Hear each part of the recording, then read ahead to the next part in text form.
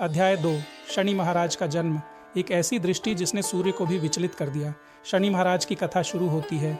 उनके जन्म से कहा जाता है कि शनि महाराज सूर्यदेव और छाया के पुत्र हैं। जब छाया माता ने कठोर तपस्या की तब उनके गर्भ में एक अद्भुत शक्ति का जन्म हुआ। लेकिन यह कोई साधारण जन्म नहीं था। जन्म के समय से ही शनि महाराज का स्वरूप गंभीर था। उनकी आभा गहरी और रहस्यमयी थी और उनकी दृष्टि अत्यंत प्रभावशाली।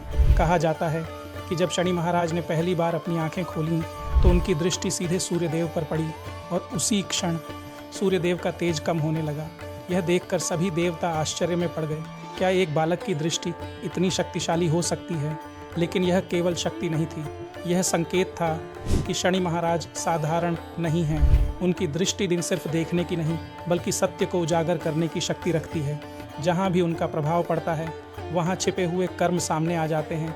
इसलिए उनकी दृष्टि से लोग डरते भी हैं। लेकिन यही उनकी असली भूमिका की शुरुआत थी। शनि महाराज का जन्म सिर्फ एक देवता का आगमन नहीं था, यह इस सृष्टि में न्याय के एक नए युग की शुरुआत थी। अब प्रश्न यह था कि इतनी अद्भुत शक्ति वाले शनि महाराज को इस सृष्टि में कौन सा कार्य सौंपा जाएगा और कैसे वह बने कर्म के सच्चे न्यायाधीश, यही जानेंगे हम अगले अध्याय में। जय श्री राम। राम से बड़ा राम का नाम।